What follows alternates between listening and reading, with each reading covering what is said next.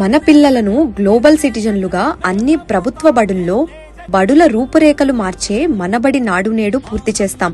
అన్ని సంక్షేమ హాస్టళ్లకు కూడా ఈ కార్యక్రమాన్ని విస్తరిస్తాం.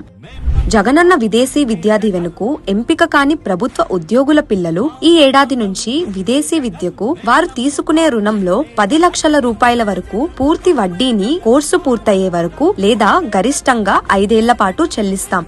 వచ్చే 5 ఏళ్లు కొనసాగిస్తాం.